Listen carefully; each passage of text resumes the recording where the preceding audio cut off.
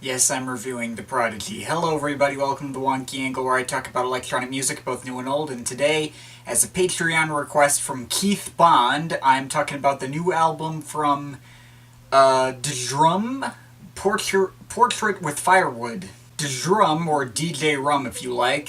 I think I'm gonna go with the former, probably against my better judgments. This is a relatively new producer on the scene, somewhere between UK garage, techno, minimal house, and many others. I'd never heard of the guy before this. The dude who requested him gave me a list of a couple of possible albums to cover, and while this wasn't the most recognizable name he gave me, it was the one I found the most intriguing. I listened to this guy's debut album, 7 Lies, and I was totally blown away.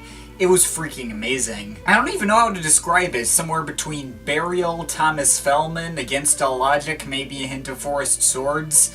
I can't really put into words, but I loved it. Just this really sleek and classy style he has, with interesting techno and UK garage progressions that keep evolving and changing, chopping up voice samples, bringing in occasional more acoustic instrumentation, like violins and the like.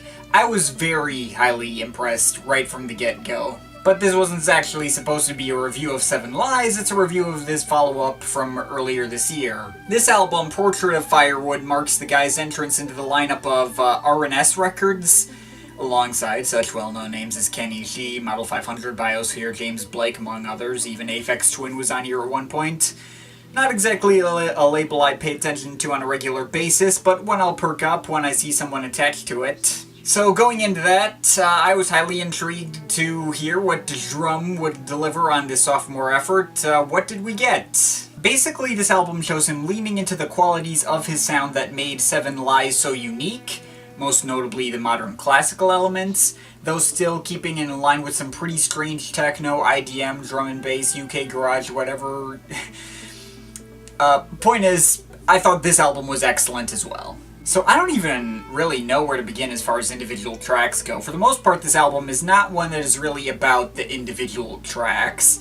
Everything basically flows together as a single cohesive piece. There's pauses between tracks, sure, but most of the tracks here basically serve to pick up where the previous one left off. But that said, there's still no shortage of variety.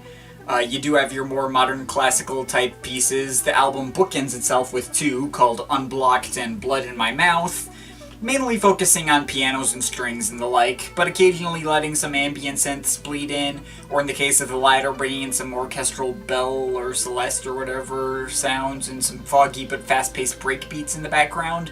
Almost sounds like as if an IDM artist were remixing the soundtrack to Professor Layton vs. Phoenix Wright or something. But that's not even the half of it. As this album progresses, we go through so many sounds and styles. Waters Rising sounds like alternate universe Burial or something, if he used a richer and brighter sound palette and generally just didn't sound as dirty or depressing. Maybe that kind of sounds like Burial without his core appeal, but it sounds really interesting and different. I'm never quite sure how to describe it. But once we get into Creature Part 2, things take a turn for the dark, percussive, and hard-hitting. There's such a strange blend of genres that I think I already described before. Going from there into other tracks as well, you get lots of 808 percussion, rough and almost industrial sounds, vaguely atonal plucking that calls to mind certain kinds of progressive house and techno.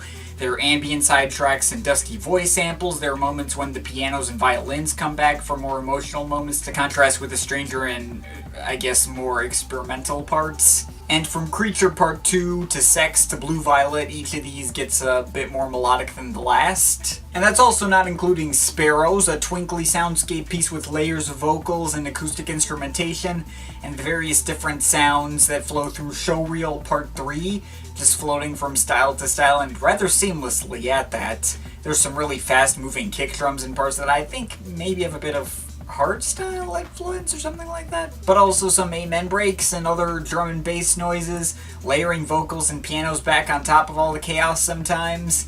It's just pretty stellar front to back. And once again, the flow from track to track is very well executed and makes this album really feel like one cohesive piece despite the wide variety of sounds and influences that go into it. Now, there are a couple of minor gripes I have with this album, though. There is the really minor gripe that Creature Part 1 and 2 have barely anything to do with each other, and ironically have one of the least smooth transitions between tracks. But even then, on a less well-flowing album than this, I don't know if I'd have brought it up. But there is a bigger problem I have with this album that I think prevents me from just outright scoring this in the 9 range, and it's that, barely anything from this album sticks with me after I'm done listening to it. I'll compare this album to another favorite album of mine this year that just so happened to combine modern classical elements with electronic ones, albeit focusing much more on the former than this did. That being Niels Fromm's All Melody. Now I'll admit that album has actually cooled on me since I first reviewed it at the beginning of the year. I've now really started to notice some pacing issues. It doesn't utilize its length to its fullest capacity, a bunch of moments don't really go anywhere, it probably has too many tracks and could overall stand cutting down. Probably not as good without the context of it coming from someone previously better known for his solo piano records. Portrait of Firewood not only utilizes its electronic elements way better than that album, but just in terms of structure and pacing is much more streamlined and well put together. There's nothing from this album I feel like I could remove and not make the experience worse. But I think All Melodies still left a better impression on me because the melodies themselves were much more memorable and the textures resonated more with me emotionally. I don't know, obviously these are two very different albums that maybe don't deserve the comparison. Like, maybe if you combine that album with, I don't know, Ski Mask's Compro, you might get something closer to what this project was like for me. But you get the idea. Portrait with Firewood is an incredible mind-expanding trip while it's on, and I enjoy basically every moment of it. But it's not been getting better with repeat listens, and I'm not gonna get anything from here stuck in my head besides maybe Waters Rising. But whatever. Obviously I'm still definitely going to give this album my full-on recommendation. It's freaking great. Sure, it's not perfect. I'm not sure how much of a true lasting impression this album will have on me or how much I will want to return to it for the rest of the year and onwards. But the sound design, the production, all the variety of styles and sounds on this thing, there's so much to enjoy and recommend here. Definitely gonna have a spot on my year-end list and definitely worth checking out. I'm overall feeling an 8.3 out of 10. But of course, this is just my opinion. You can feel free to disagree with it, but I'd like to hear your thoughts, so leave the comments in the comment thing down there. Shout out to my Patreon supporters, they're awesome people. If you want to add yourself to that list or make me review something, link to my Patreon is in the description. But yeah, that's pretty much it. That's all for today. See you next time.